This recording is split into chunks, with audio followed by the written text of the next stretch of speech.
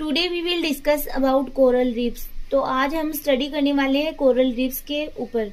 Coral reefs are large under water structure. Coral reefs ऐसी structure होती है जो कि वाटर के अंतर्गत पाई जाती है, जो एक सी ऑर्गेनिज्म जिन्हें कोरल कहा जाता है। ये स्केलेटन से बनी होती है, कंकाल से बनी हुई होती है। कोरल स्पीसीज जो वॉल्स का फॉर्मेशन करती है उन्हें होमोटाइफिक और सॉलिड कोरल के रूप में जाना जाता है।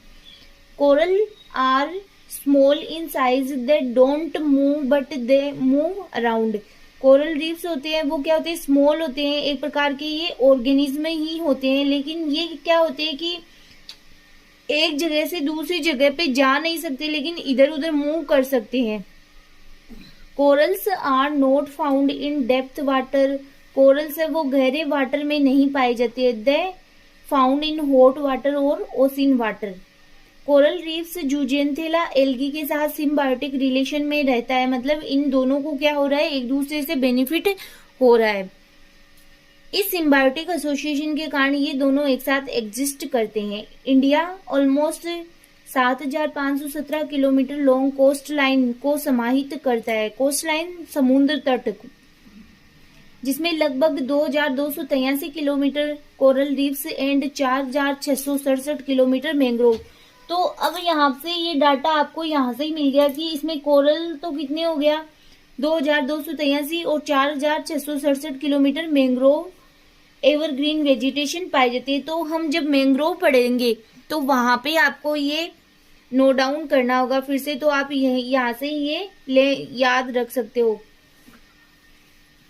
एवरग्रीन वेजिटेशन पाई जाती है। कोरल रीफ्स के लिए hot and cool water and high saline water इसके लिए अनफेवरेबल होता है। सिम्बायोटिक एसोसिएशन में एल्गी कोरल के ऊपर रहते हैं।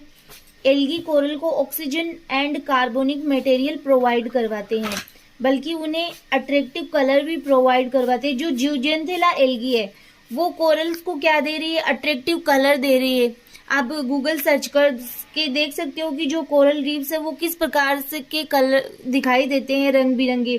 तो वो उनका कलर है वो किसके कारण दिखाई देता है, एल्गी के कारण दिखाई देता है। और इनको कार्बनिक मटेरियल भी प्रोवाइड करते हैं, जिससे कि ये क्या करते हैं, उनको फूड बना के देते हैं। Because coral normally white colour के होते हैं। कार्बनिक पदार्थों का सिंथेसिस कैल्शियम कार्बोनेट में कर कोरल अपने स्केलेटन का फॉर्मेशन करते हैं। बदले में कोरल एल्गी को हैबिटाट के साथ साथ वे पदार्थ भी प्रोवाइड करवाते हैं जो फोटोसिंथेसिस की प्रोसेस के लिए एसेंशियल होते हैं। इस प्रकार से ये एक दूसरे को, मतलब एक तो हैबिटाट प्रोवाइड करवा रहा है, दूसरा इसको फूड के लिए न्यूट्रिशन प्रोवाइड करवा रहा है। तो इस प्रकार से ये एक दूसरे को बेनिफिट दे रहे हैं, इसीलिए एक दूसरे के साथ एग्जिस्ट हो पाते हैं। फिर आपके है types of reefs. Coral reefs है वो कितने टाइप की होती है। The basic coral reef classification was first proposed by Charles Darwin. There are 3 main types of reefs. वैसे तो 4 टाइप आते हैं इनके अंतर्गत, बट मेनली 3 टाइप ही हम लोग स्टडी करेंगे। सबसे पहले फ्रिंजिंग, बैरियर और एटोल्स। अगर फ्रिंजिंग रीफ्स की हम लोग बात करें तो ये सबसे सामान्य प्रकार के कोरल्स होते हैं जो द्वीपों और महाद्वीपों के आसपास सीधे तट की तरफ पाए जाते हैं, जो उथले हुए लेगून्स द्वारा क्या होते हैं, तट से अलग होते हैं। अब हम इसको डायग्राम के द्वारा भी स्टडी करेंगे। Fringing reefs grow near the coast line. समुद्र तट के पास में पाए जाते हैं या समुद्र तट के पास में प्रेजेंट होते हैं। Around island and continents. अब अभी मैंने बताया आपको कि ये द्वीप और महाद्वीपों के आसपास पाए जाते हैं। They are separated from the shore by narrow और सेलो लेगून।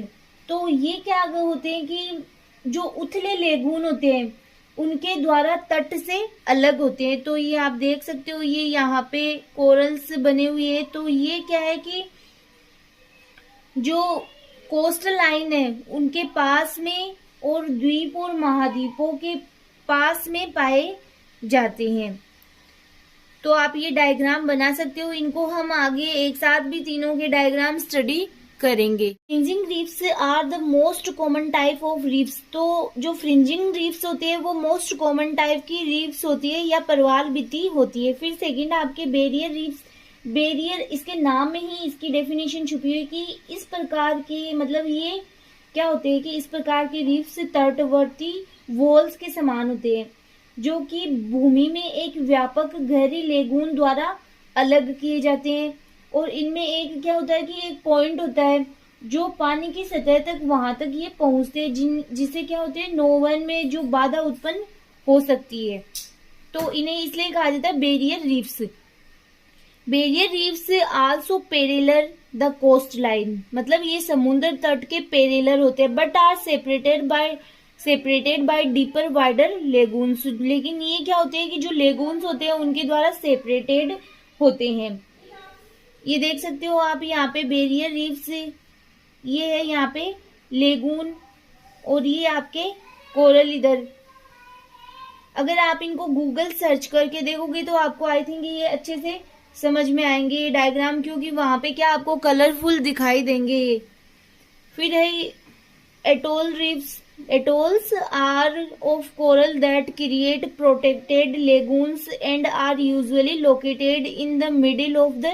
यदि हम एटोल रीफ्स की बात करें तो एटोल रीफ्स होते हैं वो गोलाकार या अंडाकार होते हैं नॉर्मली, जिनके बीच में खुला हुआ लेगून पाया जाता है। ये इस प्रकार से प्रेजेंट होते हैं कि इनके बीच में ये खुला लेगून पाया जाता है और ये चारों तरफ रीफ्स पाई जाती है। फिर फोर्थ है आपके पेच रीफ्स। लेकिन अगर हम लोग नॉर्मल टाइप्स की बात करें तो वो 3 टाइप्स के ही होते हैं, लेकिन फिर भी एक और देर का आपके patch reefs. Patch reefs are small isolated reef that, क्योंकि इसकी जो पेच रीफ होते हैं वो फ्रिंजिंग रीफ्स के सिमिलर ही होते हैं, इसलिए इनको अलग से डिफाइन नहीं किया जा सकता। Patch reefs are small isolated reef that grow up from the open bottom of the island platform. जो पेच रीफ होते हैं वो छोटी पृथक चट्टानों जो द्वीप और महाद्वीप के खुले तल से ऊपर की ओर बढ़ते हुए पाए जाते हैं। ये नॉर्मली फ्रिंजिंग रीफ के समान, मतलब फ्रिंजिंग रीफ और बेरियर रीफ के बीच में पाए जाते हैं अगर इनकी बात करें, बट इनकी सिमिलरिटी होती है फ्रिंजिंग रीफ के समान। They occur in between fringing reefs and barrier reefs. तो ये था आज का आपका टॉपिक जिसमें आपने पढ़ा कि कोरल रीफ्स के टाइप है। तो टाइप्स में आपको नॉर्मली अगर 3 टाइप ही लर्न होते हैं तो आपको 3 टाइप ही लिखना होता है, और ये चाहो तो आप लिख सकते हो। और एक क्वेश्चन एक और यहाँ से बन गया आपके कि कोरल रीफ को सबसे पहले किसने डिस्कवर किया था, तो वो है आपके चार्ल्स डार्विन। तो नेक्स्ट लेक्चर में हम नए टॉपिक के साथ फिर मिलेंगे।